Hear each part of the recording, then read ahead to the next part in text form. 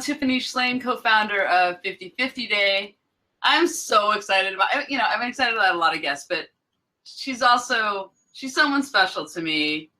Jacki Zehner, she's amazing. I'm going to give you her full bio, but let me tell you that she's one of my favorite people, and she's a big reason why 50/50 Day is happening. So I'm excited to tell you about that. I want to remind you all, if you have questions, you can hashtag getting to 50/50. We have over 11,000 events in all 50 states and in 65 countries. And now I get to introduce the fabulous modern-day Wonder Woman, Jacki Zehner. Okay, and here we have Jacki. As president of the Jacquelyn and Gregory Zehner Foundation, Jacki funds a wide variety of projects and organizations with a particular focus on women's rights, women's foundations, movement building, and media. Since 2012, Jacki has served as the Chief Engagement Officer and was the founding president of Women Moving Millions, a community of donors that have collected over $1 billion to female-focused organizations. Jacki was a partner and managing director at Goldman Sachs, where she was the youngest woman and first female trader to make partner. Woohoo! Jacki Zehner is in the house. Now, Jacki is known for dancing people on the stage when she has conferences, and she wanted props, so I brought a prop. Here's my prop, Jacki. Disco ball on 50/50 Day, because we are going to disco our way to getting to 50/50 and have fun while we're doing it. What props do you have?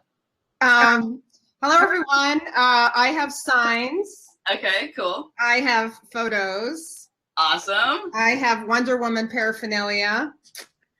I have reports. I have plaques. I have coffee. I have a lot of things, Tiffany. I think we're going to have to go on for like an hour. Props are always a good thing.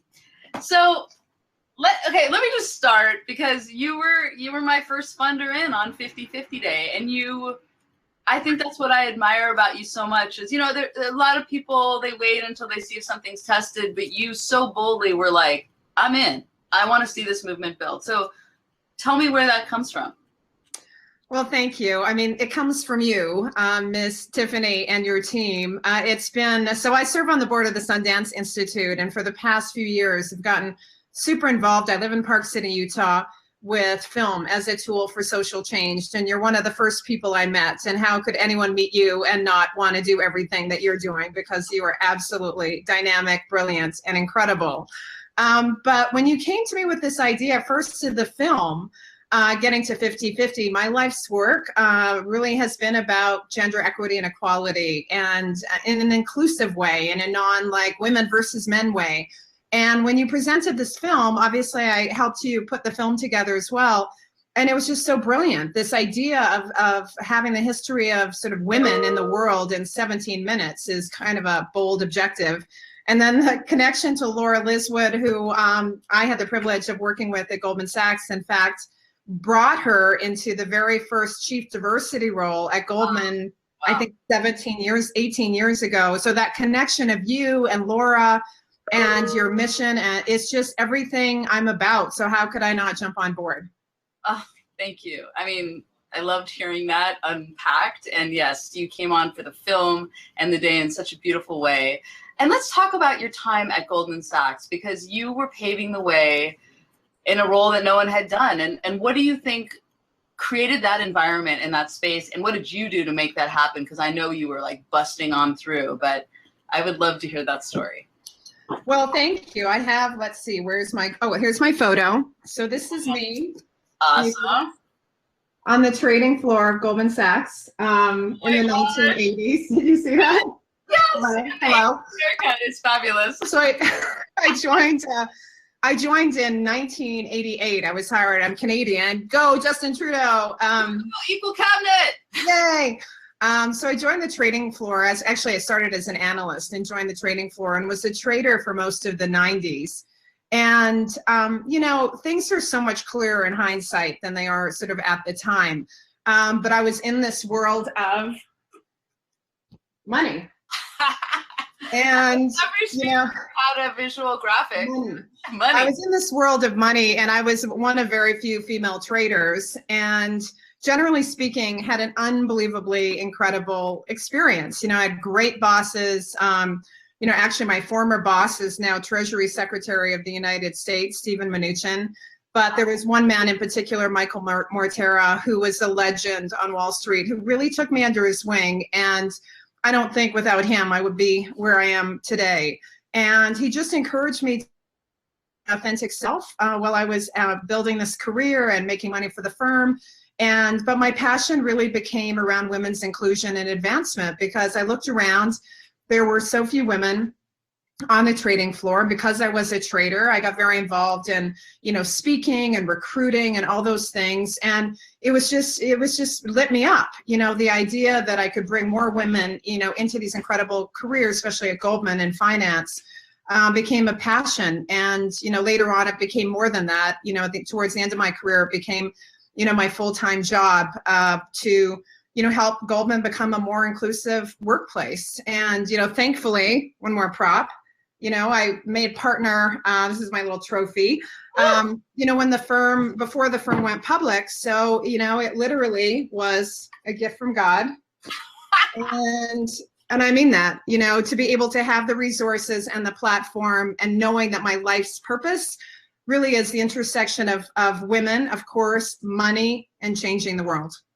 I'm so glad that you are just at the forefront of talking about money.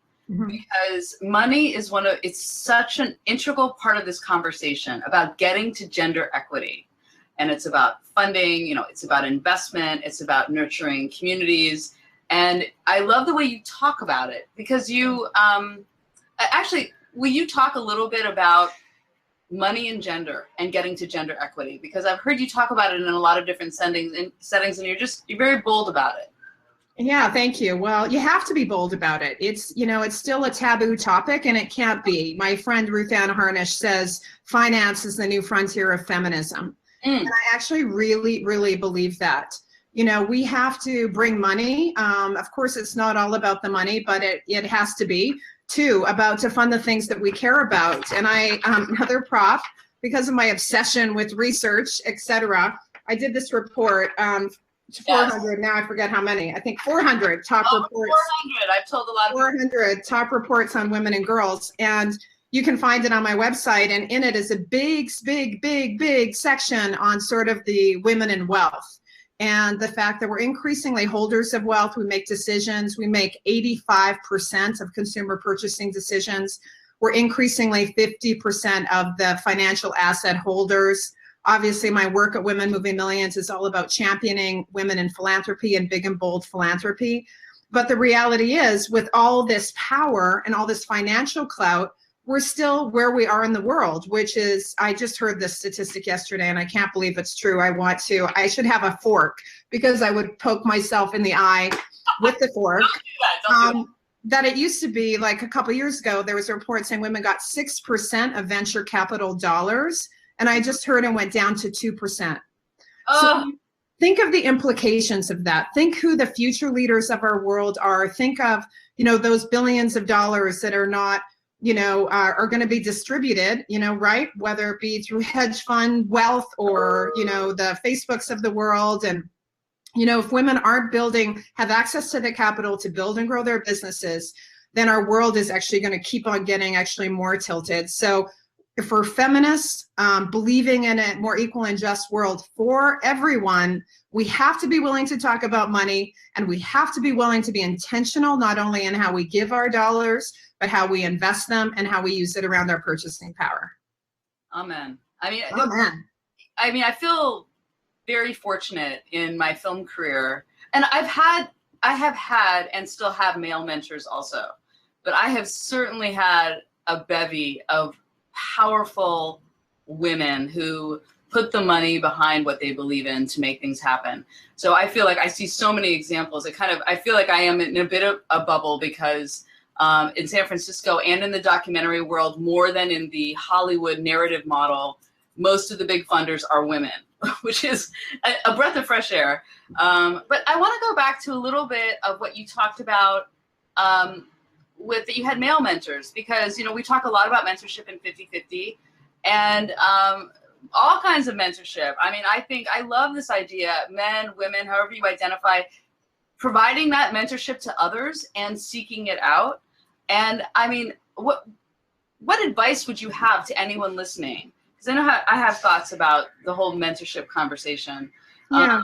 But I'm sure tons of people come up to you and ask if you'll be their mentor, which I always, people have to know you. But it's such a relationship-based thing. But do you have any advice to the people? There's millions of people that are going to be watching this video about, either receiving funding or mentorship. I mean, you have so much experience in both of those spaces.